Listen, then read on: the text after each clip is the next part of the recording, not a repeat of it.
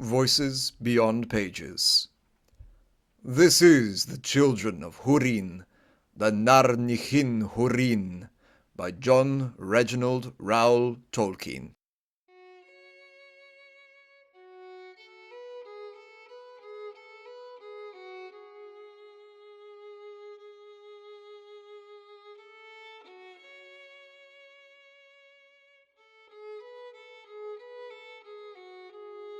Chapter 17. The Death of Glaurung. At last, even as full night closed over the land, Turambar and his companions came to Kabed in Arras, and they were glad of the great noise of the water, for though it promised peril below, it covered all other sounds. Then Dorlas led them a little aside, southwards, and they climbed down by a cleft to the cliff foot.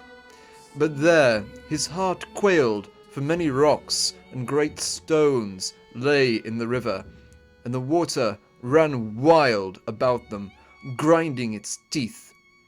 "This is a sure way to death," said Dorlas. "It is the only way, to death or to life," said Turambar, "and delay will not make it seem more hopeful. Therefore follow me." And he went on before them, and by skill and hardihood, or by fate, he came across, and in the deep dark he turned to see who came after. A dark form stood beside him. "Dorlas?" he said. "No, it is I," said Hunther. "Dorlas failed at the crossing, I think, for a man may love war and yet dread many things. He sits shivering on the shore, I guess." Now Turambar and Hunther rested a little, but soon the night chilled them, for they were both drenched with water, and they began to seek a way along the stream northwards towards the lodgment of Glaurung. There the chasm grew darker and narrower, and as they felt their way forward, they could see a flicker above them, as of smouldering fire, and they heard the snarling of the great worm in his watchful sleep. Then they groped for a way up, to come nigh under the brink, for in that lay all their hope to come at their enemy beneath his guard. But so foul now was the reek that their heads were dizzy, and they slipped as they clambered, and clung to the tree stems, and retched, forgetting in their misery all fear save the dread of falling into the teeth of Teiglin. Then Turambar said to Hunther, "We spend our waning strength to no avail, for till we be sure where the dragon will pass, it is vain to climb."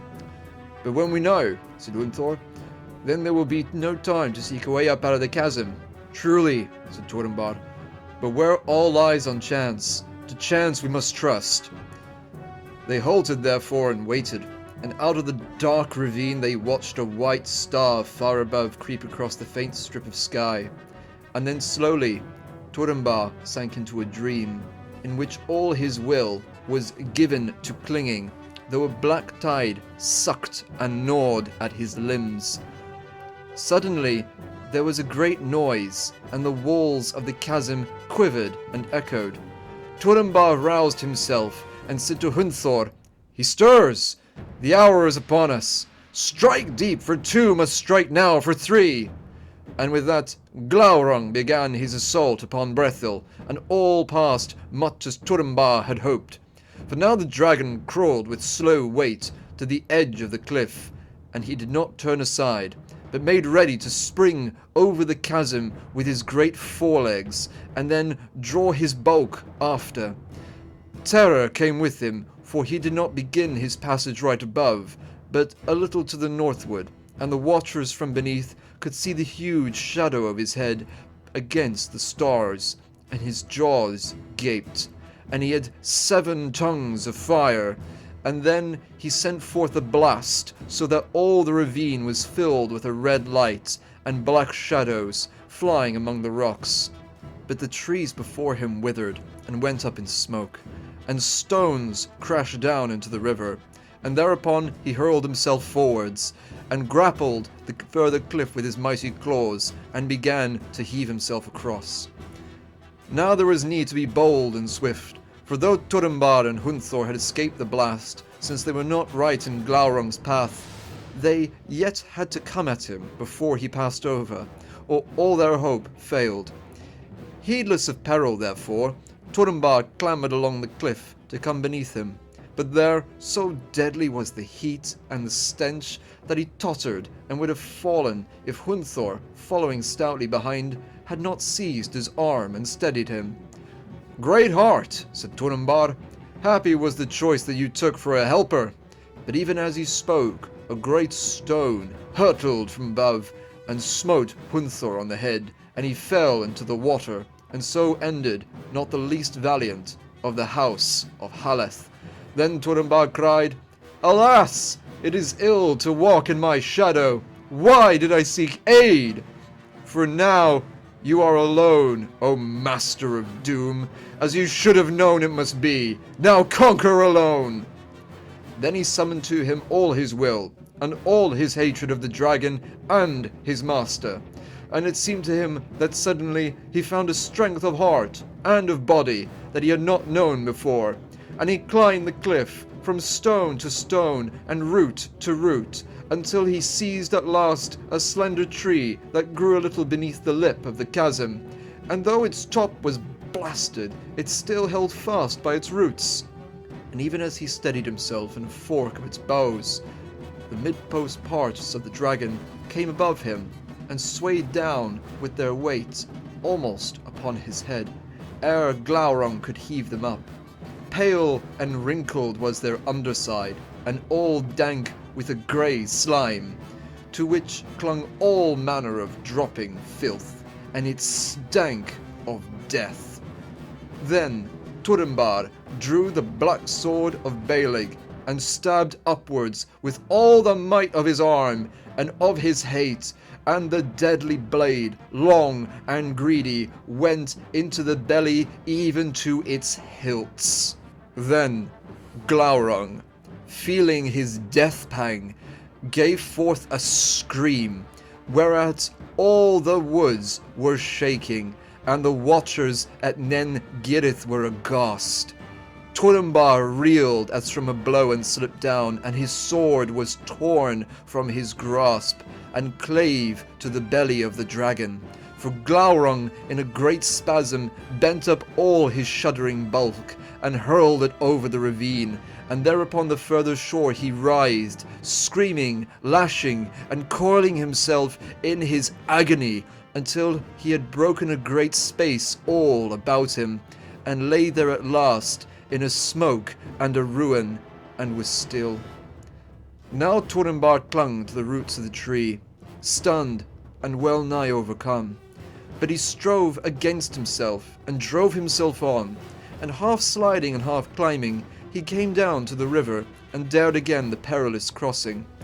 Crawling now on hands and feet, clinging, blinded with spray, until he came over at last, and climbed wearily up the cleft by which they had descended. Thus he came at length to the place of the dying dragon, and he looked on his stricken enemy without pity, and was glad. There now Glaurung lay, with jaws agape, but all his fires were burnt out, and his evil eyes were closed. He was stretched out in his length, and had rolled upon one side, and the hilts of Gurthang stood in his belly. Then the heart of Turambar rose high within him, and though the dragon still breathed, he would recover his sword, which if he prized it before, was worth now to him all the treasure of Norgothrond. True proved the words spoken at its forging, that nothing, great or small, should live that once it had bitten. Therefore, going up to his foe, he set foot upon his belly, and seizing the hilts of Gurthang, he put forth his strength to withdraw it, and he cried in mockery of Glaurung's words at Norgothron, "Hail, worm of Morgoth! Well met again! Die now, and the darkness have you. Thus is Turin, son of Hurin, avenged."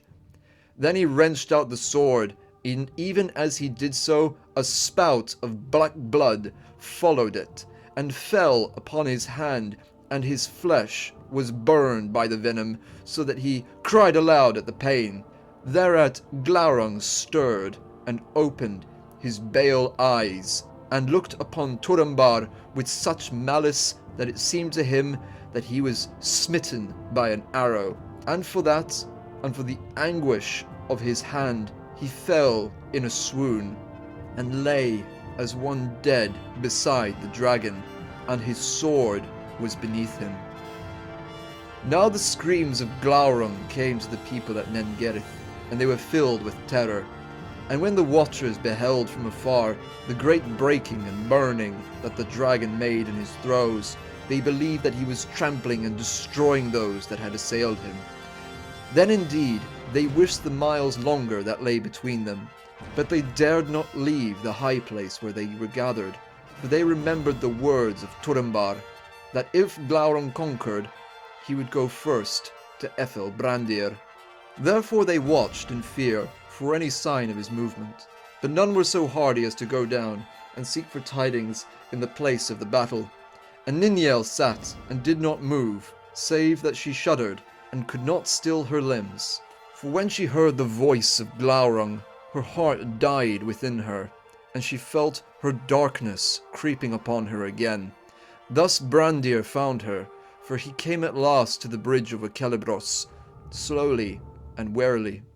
All the long way alone he had limped on his crutch, and it was 5 leagues at the least from his home.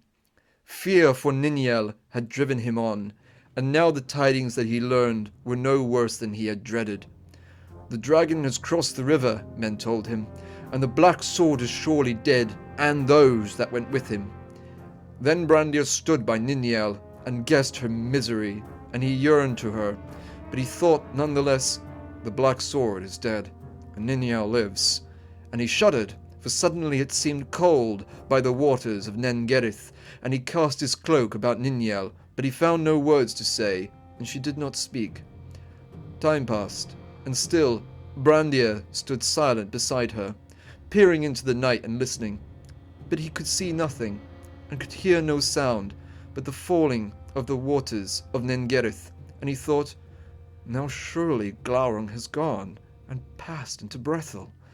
But he pitied his people no more, fools that had flouted his counsel and had scorned him. Let the dragon go to Amon Obel, and there will be time then to escape, and to lead Nienor away. Whither he scarce knew, for he had never journeyed beyond Brethil. At last he bent down and touched Nienor on the arm, and said to her, Time passes, Nienor. Come! It is time to go, if you will let me. I will lead you. Then silently she arose and took his hand, and they passed over the bridge, and went down the path to the crossings of Teiglen.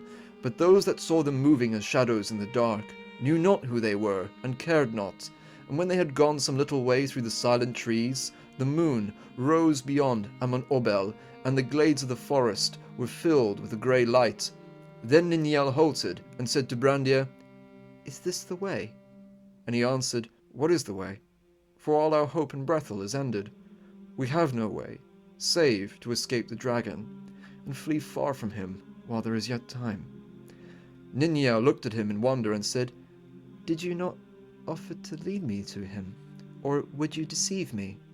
The black sword was my beloved and my husband, and only to find him do I go. What else could you think? Now do as you will, but I must hasten. And even as Brandir stood a moment amazed, she sped from him, and he called after her, crying, Wait, Nienor, go not alone. You know not what you will find. I will come with you. But she paid him no heed, and went now as though her blood burned her, which before had been cold. And though he followed as he could, she passed soon out of his sight. Then he cursed his fate and his weakness, but he would not turn back. Now the moon rose white in the sky and was near the full, and as Nienor came down the upland towards the land near the river, it seemed to her that she remembered it and feared it. For she was come to the crossings of Teiglen, and Haudafin Eleth stood there before her, pale in the moonlight, with a black shadow cast athwart it, and out of the mound came a great dread, Then she turned with a cry and fled south along the river, and cast her cloak as she ran, as though casting off a darkness that clung to her, and beneath she was all clad in white, and she shone in the moon as she flitted among the trees. Thus Brandir above on the hillside saw her, and turned to cross her course if he could, and finding by fortune the narrow path that Turambar had used, for it had left the more beaten road, and went steeply down southward to the river, he came at last close behind her again, and though he called, she did not heed or did not hear, and soon once more she passed on ahead, and so they drew near to the woods beside Kabad in Arras, and the place of the agony of Glaurung. The moon was then riding in the south unclouded, and the light was cold and clear. Coming to the edge of the ruin that Glaurung had wrought, Nienor saw his body lying there, and his belly grey in the moonsheen, but beside him lay a man. Then, forgetting her fear, she ran on amid the smouldering wrack, and so came to Turambar. He was fallen on his side, and his sword lay beneath him, but his face was wan as death in the white light. Then she threw herself down by him, weeping, and kissed him, and it seemed to her that he breathed faintly, but she thought it but a trickery of false hope, for he was cold and did not move, nor did he answer her. And as she caressed him, she found that his hand was blackened, as if it had been scorched, and she washed it with her tears, and tearing a strip from her raiment, she bound it about. But still he did not move at her touch, and she kissed him again and cried aloud, "Turambar, Turambar, come back! Hear me! Awake!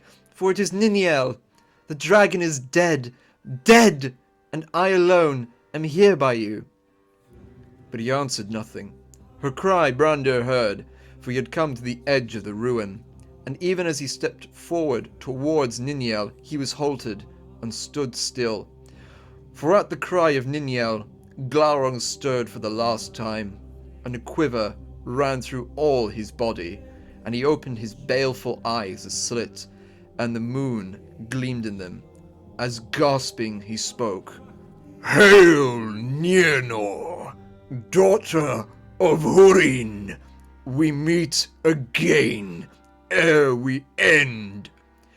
I give you joy that you have found your brother at last, and now you shall know him, a stabber in the dark, treacherous to foes, faithless to friends, and a curse unto his kin. Turin, son of Hurin, but the worst of all his deeds you shall feel in yourself."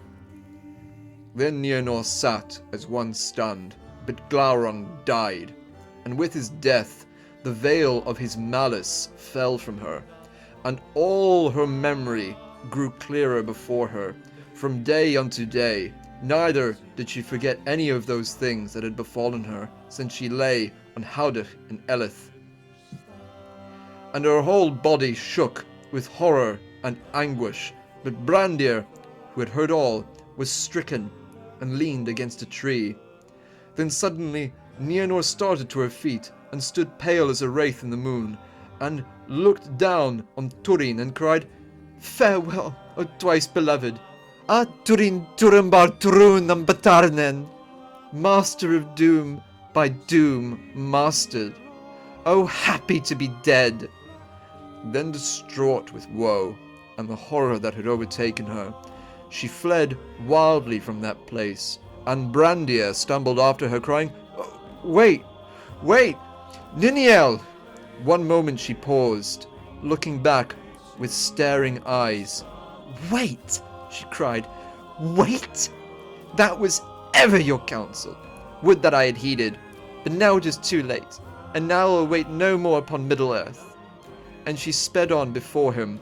Swiftly she came to the brink of Kabad in Arras, and there stood and looked on the loud water, crying, "Water, water! Take now Nienor, Nienor, daughter of Hurin, mourning, mourning, daughter of Morwen. Take me and bear me down to the sea."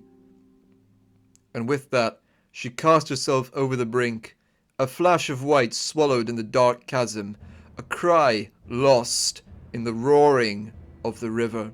The waters of Teglin flowed on, but Kabad in Aras was no more. Kabad Niarmarth, the leap of dreadful doom, thereafter is named by men, for no deer would ever leap there again, and all living things shunned it, and no man would walk upon its shore. Last of men to look down into its darkness was Brandir son of Handir, and he turned away in horror, for his heart quailed, and though he hated now his life, he could not there take the death that he desired. Then his thought turned to Turambar, and he cried, "Do I hate you, or do I pity you? You are dead. I owe you no thanks, taker of all that I had or would have. But my people owe you a debt. It is fitting that from me they should learn it." And so he began to limp back to Nen Gedith, avoiding the place of the dragon with a shudder. And as he climbed the steep path again, he came on a man that peered through the trees, and seeing him, drew back. But he had marked his face in a gleam of the sinking moon. "Ha! Dorlas!" he cried. "What news can you tell? How came you off alive? What of my kinsmen?" "I know not," answered Dorlas sullenly. "And that is strange," said Brandir. "If you will know," said Dorlas, "the black sword would have us ford the races of Teglin in the dark. Is it strange that I could not? I am a better man with an axe than some, but I am not goat-footed." "So they went on without you to come at the dragon," said Brandir. "But how, when he passed over, at the least you would stay near, and would see what befell?" But Dorlas made no answer, and stared only at Brandir with hatred in his eyes.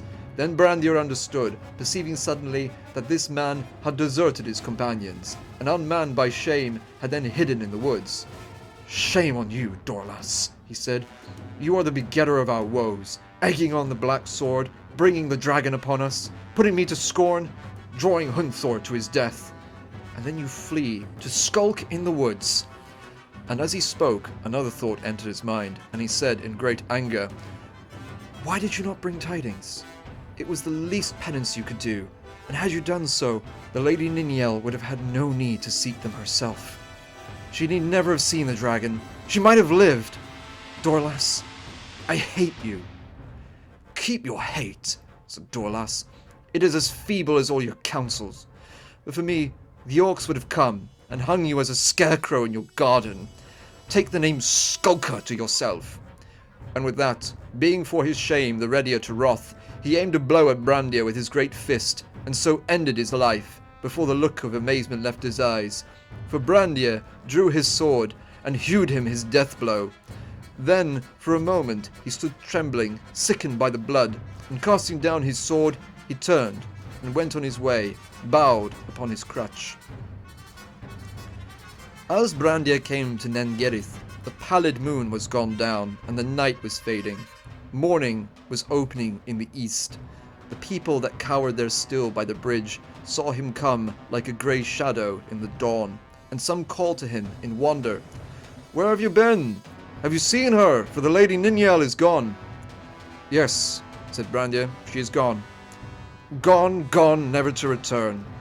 But I am come to bring you tidings. Hear now, people of Brethil, and say if there was ever such a tale as the tale that I bear. The dragon is dead, but dead also is Turambar at his side, and those are good tidings. Yes, both are good indeed." Then the people murmured, wondering at his speech, and some said that he was mad. But Brandir cried, "Hear me to the end. Nienor too is dead, Nienor the fair, whom you loved, whom I loved dearest of all. She leapt from the brink of the Deer's Leap, and the teeth of Teglin have taken her. She is gone, hating the light of day. For this she learned before she fled. Hurin's children were they both, sister and brother. The Mormegel he was called, Turambar he named himself, hiding his past. Turin, son of Hurin. Nienor we named her, not knowing her past. Nienor she was, daughter of Hurin. To Brethil they brought their dark doom shadow. Here their doom has befallen, and of grief this land shall never be free again. Call it not Brethil, not the land of the Halithrim, but Sarch Ninachin Hurin, grave of the children of Hurin." Then, though they did not understand yet how this evil had come to pass, the people wept as they stood, and some said, A grave there is in Teglin for Nienor the beloved. A grave shall there be for Turambar, most valiant of men. Our deliverer shall not be left to lie under the sky. Let us go to him.